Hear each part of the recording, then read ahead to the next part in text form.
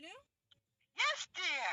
Okay, so just so you know, I'm recording, and Where? I'm at a red light, and I'm at downtown Greenwich, and I should be there in a couple minutes to pick you up. What are you doing in downtown Greenwich? I had gone to the dump and got rid of the garbage. You went to the dump. I went to the dump and I got rid of that garbage. Good girl. We're rid of it. Good girl. We're all rid of it. And now I'm going to go pick up the new one. The only thing is when I was at the dump, I got a big armful of books and CDs from the bookshop. So I don't know if our total stuff poundage reduced by very much. Well, as long as you get rid of everything, as long as you get rid of the same amount of stuff that you bring in, you should be okay. That's the rule. So yes, I'm by the Stoppy Shoppy, by Greenwich Avenue, by the Mattress Firm, and the Stoppy Shoppy, and then you're on the Post Road. Yeah. The Post Road has about 20 million traffic lights. Well, it seemed about 6 of one, half a dozen of another. No, it definitely takes longer on the Post Road. Versus if I just kept driving straight. It's definitely faster. If you go through the park, there's no traffic light. So anyway, by my calculations, I should have just as much time to pick you up and dump you off. If you go through the park, you miss all the traffic lights. So, question for you, News. Yes, dear. Is Vinny gonna finish today? I don't know, I haven't asked him yet. Okay, so that's something we need to find out. If I'm taking you to the bank and dumping you back off at Vinny's, or if I'm taking you to the bank and bringing you back to the house, or if I'm just bringing you back to the house, because I have to go to work, and in a very short amount of time, I'm going to have to depart from work or I'm going to be late. So okay. I not just want to be late. It makes me look unprofessional and horrible. And, you know, when I was on the phone with the coordinator, she described me as one of their most excellent people. So, you know, I want to be the most excellent. So I not just want to be late. So we need to figure out what the game plan is. So why don't you hang up with me and say, are you going to get the money and sit in there, or are you going to pick it up on Monday? All right, much. Ooh, there's a sign there for Greek Festival at Archangel's Church, September 27th. Isn't that today? I'm probably going to be working. You know, once upon a time, I worked Monday to Friday, 9 to 5. In 800 feet, turn right onto Millbank Avenue. That GPS is set incorrectly. It's set for the person that I'm going to work with today. So, let's see. Turn right onto Millbank Avenue. There has to be a way to, I think, like, I could glue it. The whole thing about it is that you're supposed to be able to take it off and put it back.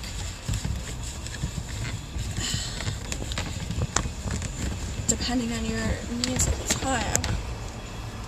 Son of a bitch. That's askew.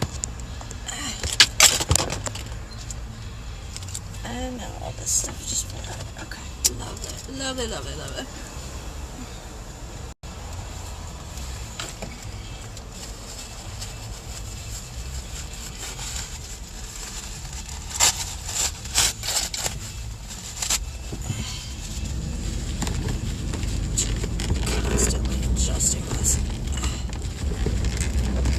I once paid like $200 for a wearable body camera, and it worked once and then never again, like a lot of the apps that I'm downloading.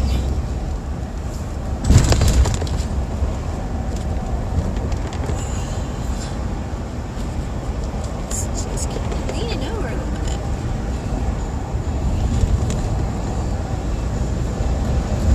I bet if I had the money for a brand new car, there would be a friendly, like, pre-installed sumbitch, like, mount for a road camera. I have a specific road camera that has a suction mount, and it's actually pretty good for a suction mount. Normally, I'm not into suction mounts because they fall on the ground. And, you know, you can glue them onto your thing, but then there's always the chance that you're going to get pulled over for an obstruction. I once got pulled over. I had a car freshener, but it wasn't a long car freshener, and it was, like, on the back of my rearview mirror. So it actually, I didn't see it on my side of the vehicle when I was driving, but it was visible from the outside of the vehicle. In a quarter mile, turn right onto Indian Field Road. Job. And literally the guy who left before me had like a bunch of Mardi Gras beads and a mobile of full-size CDs hanging down from his rearview mirror, and nobody pulled him over, but me with my itty-bitty little sumbitch. Take the next right onto Indian Field Road. And given a ticket for an obstruction. So I tend to be a little bit like, I go through, like, something like that will happen, and I'll go through a stage where I just want to sit home, I don't want to go anywhere, because they just use it to get, the bastards just want to get you, they want to get you, they want to get you. But then you can only take so much, especially if you have ever been confined in your life, which I have. You can only take so much sitting at home in your same neighborhood, and then you want to get out and explore the world again. So it works for a little while to dampen my exploratory, you know, curiosity to go out and just explore the world around me. But eventually, I want to go out. They could always just find something. I've been pulled over. They said that when I made a turn, I didn't take it quite as wide as I could have. They didn't say I specifically did anything wrong, but just I could have taken the turn wider. In 600 feet, turn left toward Old Post Road 6. The vehicle I'm driving now has a... Take the next left toward Old Post Road 6, then turn left onto Old Post Road 6. I can't... there should be a way to queue up an address on your GPS and just have it hold and not start navigating until you say, like, go now. In 600 feet, turn right onto Strickland Road. Or something. Because it's going to be telling me all these directions and I can't follow them. Or like to mute specifically the directions but leave other sounds available on your phone.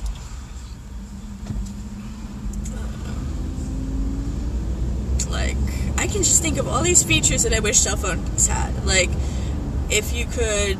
Turn right onto Strickland Road. If you could mute all calls and texts except for one specific person, like if you're waiting for something from a doctor or a job, or, you know, if there's a significant other that you drop your... In 1,000 feet, turn right onto Meade Avenue. Whatever.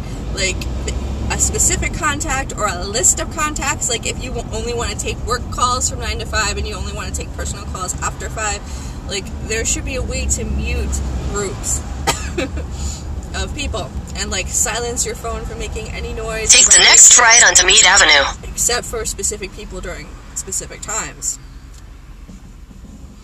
Or, like, you should be able to just press a button or say silence phone or whatever to just silence all noises or a group of noises.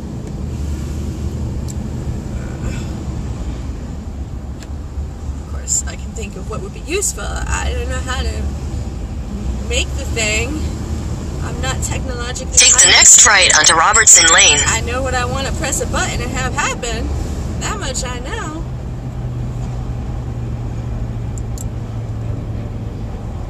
I used to walk... Continue on US 1 North for 3/4 of a mile. I used to walk this road every day of my life. I used to live right up here.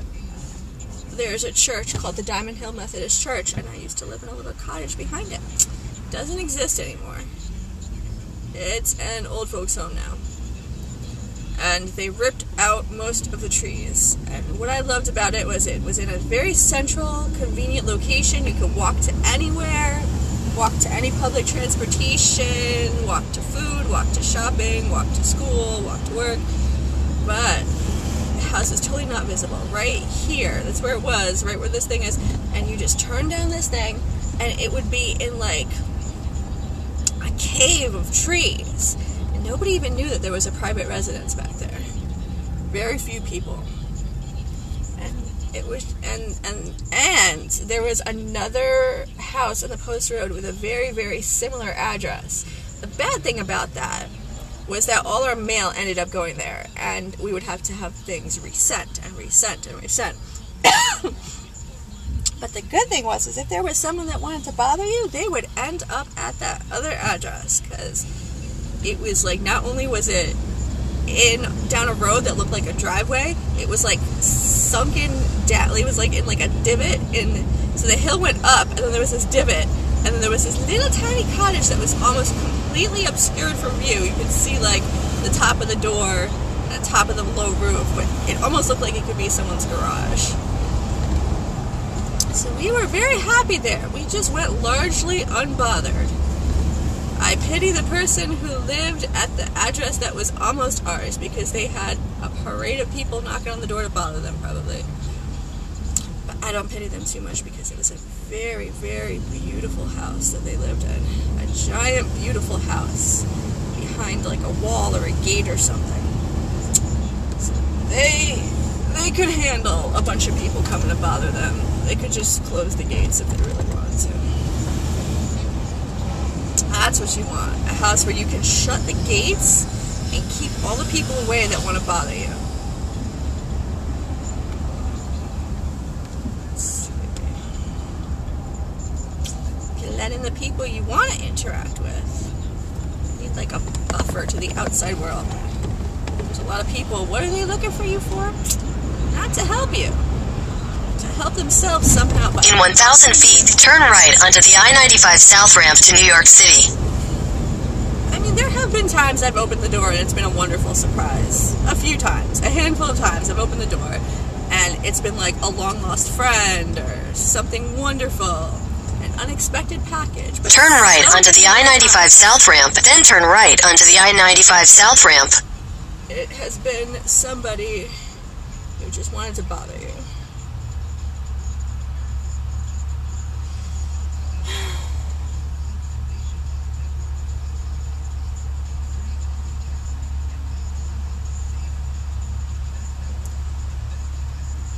I'm remembering I was at this party one time and I was telling someone about the parade of people that were coming to bother me.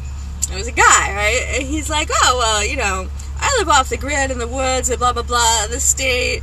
And, you know, I come out to socialize every now and again, but usually, you know, you can just, blah, blah, you know, you can just be a hermit and do away with society. The only thing is, if you need an ambulance or something, no one's coming to get you. If you need a police officer, you gotta be the police officer for yourself. And I was like, but what happens if you fall out there by yourself and you break your leg? And he's like, you said it. You said it. I was just so impressed by his knowledge and self-sufficiency. And then he said, would you like to come out and live in the middle of nowhere with me? 20-minute conversation. Guy wants to live in the middle of nowhere with me. That was awesome. It was tempting too, but no, I have a life here. Also, he was a little bit... In 1,000 feet, turn left onto Sound Beach Avenue Extension. I said, dude, how old are you? Take the next left onto Sound Beach Avenue Extension. On this table. That's what he said to me. So, you know, he didn't answer, so I guess he must have been pretty old. That was a fun party.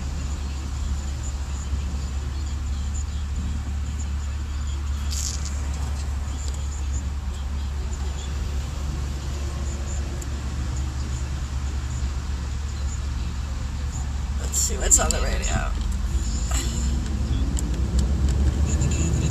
I can remember that gas station there so many times having no... Oh, look, my God, I have no gas in the car right now. Holy crap. Well, doesn't that just add a whole different dynamic? In 500 feet, turn right onto Ferris Drive. Turn right onto Ferris Drive.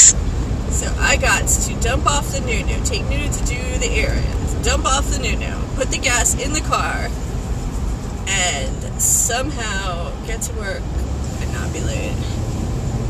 Alright, I suppose I should sign off. I gotta focus on doing all my tasks with the quickness. And I'm just tooling along the slow lane. La-di-da-di. Sunday driving. Reminiscing about my happy memories. Hyatt Regency here. Oh my gosh. So this was one of the first dates I ever went on. So we had this friend of the family, and she's like, I don't know, first of all, I was like, I don't know, 12? I was 12. The movie, what was that movie with Harrison Ford? The Fugitive had just come out in the theater, so that's what we did. We went to go see The Fugitive. And this friend of the family's, this older lady, had this son, and she's like, look, my son just broke up with his girlfriend and he's really depressed. Can you go on a date with my son, and maybe you guys will, you know, fall in love and get married, and maybe not, maybe you'll just have like a fun night, but it'll get him in a quarter mile, turn right onto Harvard Avenue. So I was like, all right, you know, whatever. I'd never been on a date before. I was 12 years old, and I was like, how old is your son? And she goes, 19. And I'm like, what did you just say? He's 19. And I'm like, he wants to go on a date with a 12-year-old? And she's like, no, I'm not going to tell him how old you are. It'll be a surprise. And I'm like, is it going to be a good surprise? And she's like, well, you're very mature, so I think you'd really be on the same wavelength with my son. I'm like, oh, really? Well, that just fed my vanity. I'm like, okay, yeah, that makes sense to me. I'm on the same, like, maturity level as a 19-year-old. Okay, let's do this. So I went on the date with her son, and she was kind of like a grumpy lady, constantly complaining. And I wasn't expecting to like the guy, but we were kind of poor, and she told me I was going to get fed and I wouldn't even have to pay anything, so I was really excited about that. And he wasn't looking for any kind of, like, you know, payment. It was just an evening out, so I was like, all right. Take the next right onto Harvard Avenue. And go to a movie. Sounds good to me. So then he shows up, and he's actually attractive. Ooh, look at that motorcycle. He's actually attractive, and he was just kind of cool. He was wearing all black. In 400 feet, turn right onto West Avenue. Fantastic. And he was... Take the next right onto West Avenue. His mother, when I got there, he saw that she had set him up with a 12-year-old. And she's like... You know, and they didn't speak English. They were from, like, Czechoslovakia or something. I mean, they didn't look any different from the rest of us, but they spoke a different language. So they were speaking in their language, and he was speaking in their language very angrily. And I could only imagine that he was saying, Mom, I am not a pedo. Why the heck would you set me up with a 12-year-old? And she was probably saying, you know, she was yelling back in her language, and I didn't speak their language, but I imagine she was saying, she's a thin, blonde American citizen. For the love of God, take the next right onto Diaz Street. Arm the pants off this girl, make her fall in love with you, and marry you, and then we'll all be citizens and never have to worry about anything else as long as we shall live. In 1,000 feet, turn right onto Grindhart Road. I actually couldn't date him, even though he was cute and funny, because I met his mother first, and every time I looked at him, I just saw his mother, and it wasn't sexy. It was not sexy.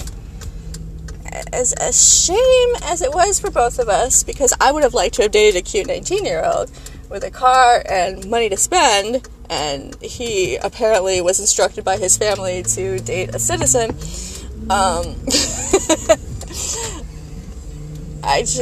Every time I looked at him, I just saw his mother. I couldn't think about him romantically.